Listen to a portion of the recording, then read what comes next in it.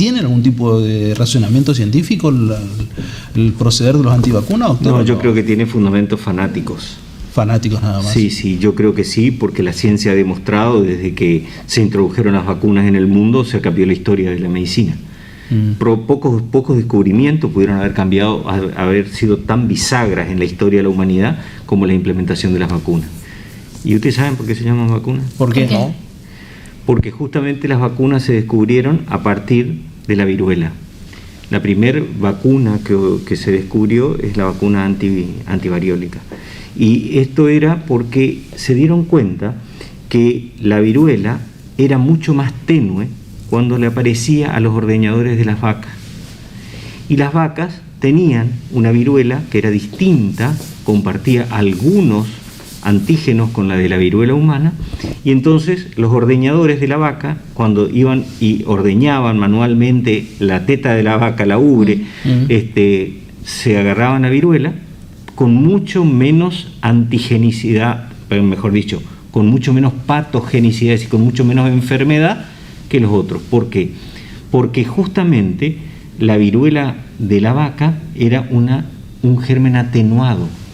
Y entonces el bicho, cuando le entraba a esa persona por la mano, era atenuado y tenía capacidad de despertar la respuesta inmunológica en ellos y no los enfermaba para matarlos, como ocurría en la mayoría de la viruela humana. Entonces, a partir de allí vienen las observaciones, por medio del cual dijeron, si nosotros hacemos algo parecido a lo que la biología nos está enseñando, vamos a hacer algo para proteger a la gente. Y ahí va. Y por eso las vacunas generalmente son el mismo germen al cual lo vamos a atacar, que conserva la propiedad de ser antigénico, es decir, genera respuesta inmune, porque lo reconocen como extraño, pero no es patogénico, claro. Es decir, no provoca la enfermedad. Ahora, hay cosas que llaman la atención, ¿no? Porque una de las formas de prevención es muy básica y elemental, el barbijo que usted lo lleva y el lavado de manos, sí. Con jabón nada más, con eso ya es suficiente. Suficiente, si el virus le mira fuerte y se retrotrae, es decir, es un virus que en realidad tiene mucha labilidad, es un virus que lamentablemente tiene una gran contagiosidad, y ahora en nuestras nuevas variantes que estamos viendo desde la Manaos en adelante, tiene características que son distintas a la cepa de Wuhan, la inicial, que hace que verdaderamente nos complique más la historia. Ahora, pero la cepa de Wuhan, cuando comenzó toda esta historia, y la cantidad de variantes parece, y por las cosas que vamos recibiendo en el día a día, parece que ya estamos hablando casi de dos enfermedades distintas. Digo, de la evolución y el cambio que ha tenido. No es lo mismo que tenemos ahora que lo que vivimos a comienzos del año pasado. Nosotros nos decimos lo mismo de la gripe y todos los años el germen de la gripe cambia. Es verdad. Es decir, pasa lo mismo. Eso es lo que pasa. Este bicho no es muy distinto al de la gripe, con honrosas excepciones. O a cualquier virus tiene esas características. Pero quiero explicarlo de esa manera. Entonces, fíjense ustedes que, por ejemplo, lo que sucedió de la cepa de Wuhan ahora, pasemos por la de Manaos primero, en la Delta todavía no la tenemos, pero lo que sucedió fundamentalmente es que cambió la manera de presentarse. ¿En qué aspecto? La persona se contagia porque tuvo un contacto estrecho. Esa persona, a partir de ese momento, empieza a replicar el virus en su propio organismo y se hace contagiante. Ni se entera. ¿Qué sucede? Esa ventana de tiempo, es decir, el periodo de incubación hasta que aparecen los síntomas, se prolongó de 2 a 3 días a 5 a 7 días. Otro agravante, aparecen los síntomas y microbiológicamente no lo podemos aislar al germen todavía. En muchos pacientes que ya se tornan sintomáticos por dolor de garganta, por cefalea, claro, por dolores musculares, yo vengo porque le hacen el test negativo, pero sigue contagiando. Entonces al séptimo día, vamos a repetir porque yo sigo con los síntomas, al séptimo día, era positivo.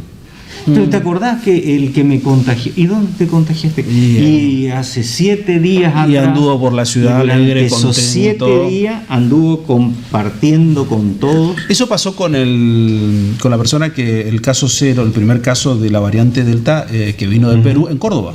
En Córdoba, que hoy leí esta mañana 33 contagiados de variante Delta conocidos, pero el paciente, el número 1, el que vino de Perú, llegó con un PCR negativo. Sí. PCR negativo, y bueno, esa es la prueba. Estas cepas tienen esas características. O sea, por eso es que tanta diseminación, porque no sé si tienen más letalidad. Lo que sí tiene mucho más diseminación, es mucho más contagioso. Entonces, esto hace que el germen se expanda. Doctor, ivermectina. Cuando hablamos de la ivermectina, bueno, el Instituto de Cardiología hizo un trabajo científico muy importante. ¿Cuál ha sido el resultado y qué tenemos que hacer con ello? Bueno, nosotros hemos propuesto al Ministerio de Salud Pública a realizar este trabajo y justamente a través del Comité de Crisis del Ministerio se llevó a cabo este trabajo de ivermectina, que hoy se ha convertido en el trabajo por el diseño, que es randomizado, es decir, al azar. Un grupo recibía ivermectina y el otro grupo placebo, el mismo comprimido pero sin la droga, es decir, para que no sepamos, doble ciego porque ni el investigador ni el paciente al momento de estar recibiendo sabía en cuál de los dos grupos estaba participando, y controlado por ese placebo, es decir, que se formaron dos grupos que se compararon. Este diseño de trabajo, que es, digamos, de los de mayor rigor científico, reunió 501 pacientes aquí en Corrientes. Y cuando nosotros lo diseñamos, a este trabajo lo empezamos a gestar en mayo o junio del 2020. Lo pusimos a consideración del Comité de Ética y de las autoridades de salud durante el mes de julio, y el 18 de agosto comenzamos el trabajo. Es decir, un trabajo que se tuvo que hacer bastante rápido, con las evidencias que habían en ese momento de lo que conocíamos de la ivermectina. La evidencia que había en ese momento era que en un laboratorio de Australia habían encontrado que agregando la ivermectina a células infectadas con el virus se moría. Es decir, no había replicación viral. Entonces, a partir de ahí, encontrar evidencias clínicas era muy difícil porque no había evidencias que tengan rigor científico que avalen que eso que se vio en el laboratorio tenía traducción clínica beneficiosa.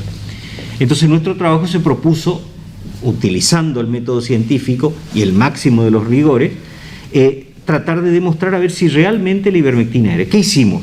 En primer lugar, tuvimos el principal, digamos, parámetro en cuenta, que es intentar no dañar. Y entonces nosotros dijimos, ¿qué dosis de ivermectina vamos a usar? La ivermectina es un antiparasitario que está autorizado para hacer uso en varias parasitosis, pediculosis, sarna, etc. Y otros parásitos. Y entonces utilizamos la dosis que estaba autorizada para ese grupo de patologías, que es una dosis relativamente baja. Y digo esto porque es trascendente. Posteriormente, cuando nosotros ya teníamos el trabajo en curso, comienzan a salir las primeras investigaciones clínicas que, evaluando un modelo de concepto, esto significa evaluando cosas que tenían que ver con el fármaco, demuestran que usando una dosis el triple de la que nosotros usábamos y durante 5 días, nosotros usábamos 2 días nada más, demostraban que los pacientes que tenían más ivermectina circulando, es decir, los que lograron absorber y tener buen nivel de ivermectina, tenían efecto antiviral. Este trabajo inclusive se hizo en Argentina, un grupo muy serio encabezado por el doctor Alejandro Kroleviecki, para quien tengo la mayor admiración, digamos, por su trabajo, junto con un grupo de veterinarios de Tandil, que verdaderamente son unos capos máximos en ivermectina. Estamos en contacto siempre con ellos y con una honestidad intelectual enorme. Bueno, y ellos demostraron eso, y fue el primer trabajo que demuestra esto contundentemente. Nosotros ya teníamos el trabajo en curso. Digo esto por lo que voy a contar al final. Y entonces, cuando nosotros llegamos a nuestro número, que eran 500 pacientes, pudimos analizar qué le pasaba a los 250 que tomaron ivermectina contra los 251 que tomaron placebo. Y entonces en ese grupo vimos, nuestro objetivo era estudiar cuántos de esos pacientes se hospitalizaban, es decir, como que progresó la enfermedad a un estadio más avanzado. Ese era el parámetro que nosotros estudiamos como punto final. Y encontramos que en el grupo de ivermectina hubieron 14 pacientes que se internaron contra el grupo placebo, que hubieron 21 pacientes que se internaron. Y esto es muy importante porque pareciera que hay un 35% de diferencia a favor de la ivermectina, que es lo que encontramos y que publicamos en una revista científica reciente. Y entonces, ¿qué pasa? ¿Con esto podemos decir contundentemente que este efecto es por la ivermectina? No. ¿Por qué no? Porque nosotros, al aplicar los test estadísticos que se tienen que aplicar para ver si esa diferencia realmente se debe a la ivermectina, o puede haber un sesgo de interpretación, porque puede ser otra causa, puede ser desde el azar, hasta que justamente en ese grupo estuvieron los que, en el grupo de ivermectina, supongamos, estuvieron los que menos riesgo tenían, podría haber pasado, que con respecto al otro grupo, y encontramos que la diferencia no alcanzó, por el test estadístico, a demostrar que esa diferencia era estadísticamente significativa. Es decir, que nuestro trabajo tiene la propiedad de decir que, a la luz de los estudios que nosotros realizamos, la dosis que se empleó en los pacientes que se emplearon, no logramos demostrar que la ivermectina tenga una diferencia estadísticamente significativa para reducir la hospitalización. Pero fíjense ustedes que esto que les dije al comienzo, que es una limitación de nuestro estudio, es una enorme fortaleza del estudio.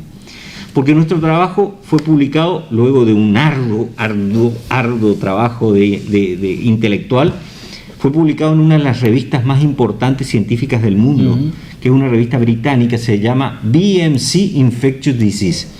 Esa revista, para llegar a la publicación, es examinada por pares, es decir, por árbitros, que son especialistas en epidemiología y estadística de investigación clínica.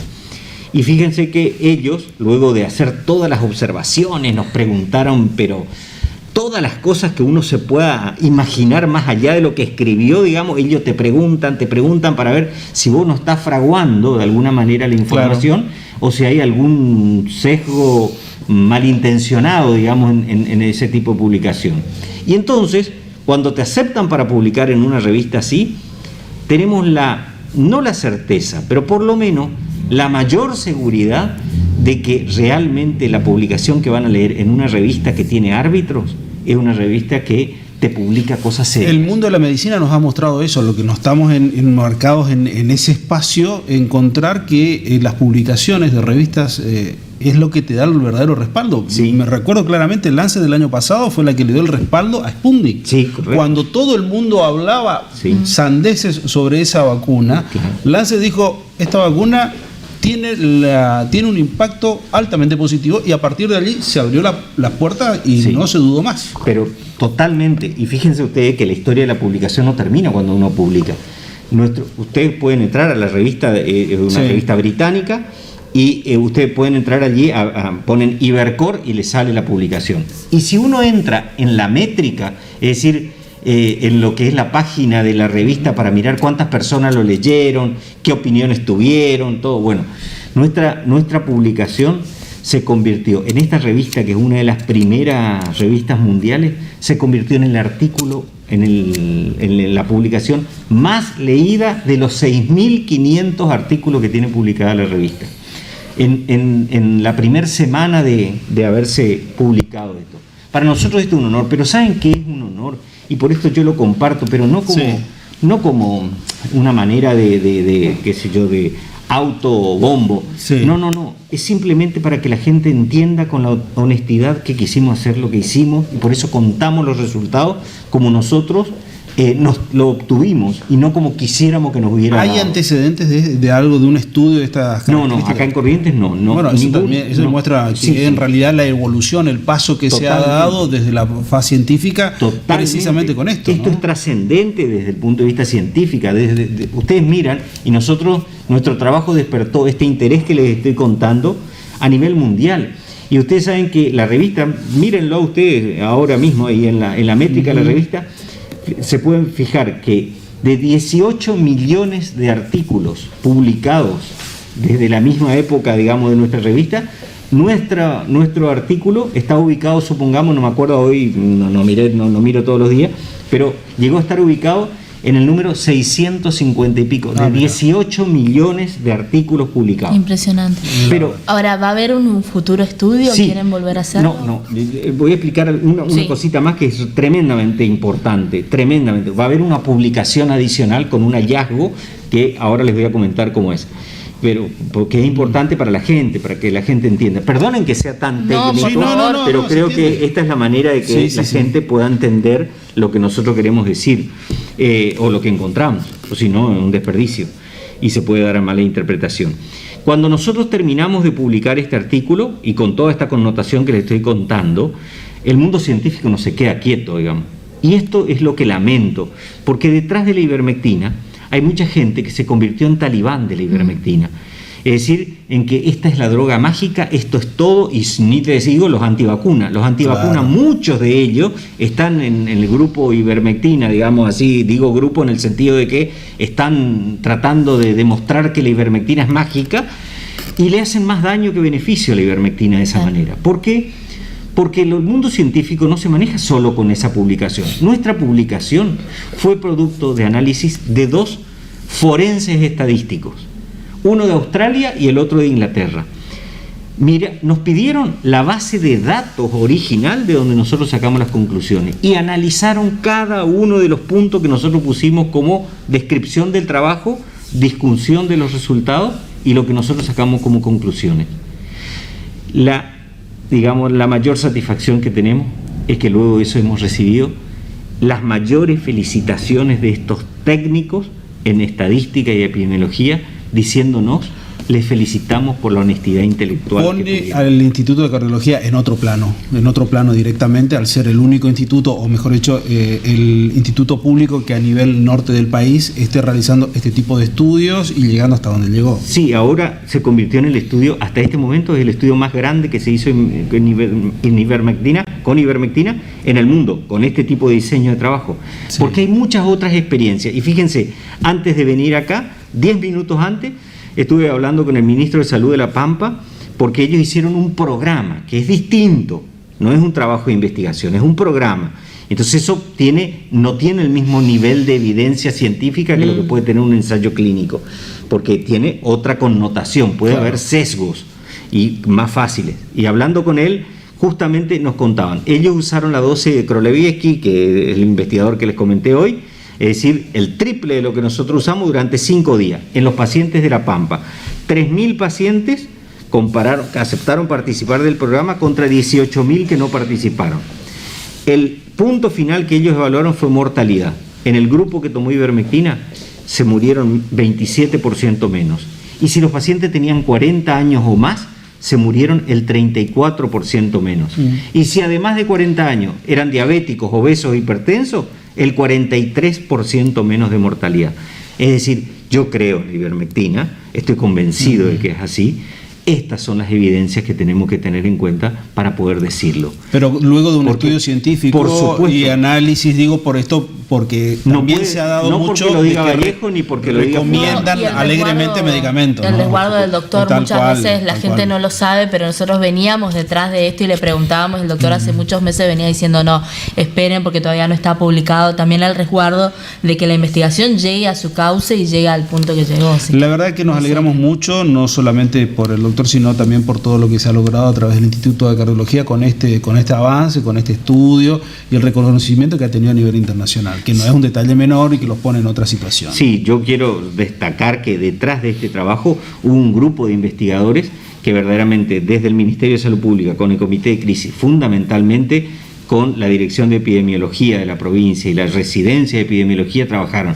Ustedes saben lo que significa para el grupo de investigadores.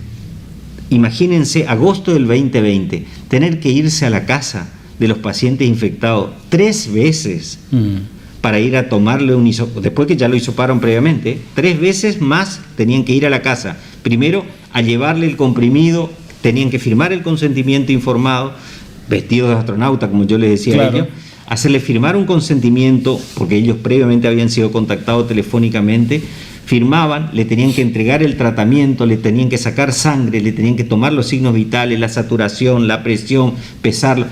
Una vez que salían de allí, a los 3 días tenían que volver con otro hisopo, otra vez tenían que tomarle todos los signos vitales y después a los 12 días otra vez. Eso se hizo en 501 pacientes 3 veces en su domicilio. Eso es un trabajo titánico. Y por más que nosotros, yo por allí soy el que doy la cara en esto porque fui el investigador principal del estudio, pero detrás de todo esto está ese grupo de gente que yo les saco el sombrero, porque verdaderamente son los protagonistas de este trabajo. Entonces, el trabajo no es del instituto del doctor Vallejo, no, es de un grupo de gente que tuvo el mismo valor el trabajo de cada uno de ellos como el que nosotros pudimos haber hecho desde la intelectualidad o desde la organización del trabajo. Yo creo que todos somos importantes cuando cada uno cumple el rol. Y si aprendemos esto, ojalá que se transmita a la sociedad. Ojalá que sea así. Doctor Vallejos, gracias por venir, muy amable. Felicitaciones nuevamente. Gracias a usted. El doctor Julio Vallejos en este primer bloque de Club Social.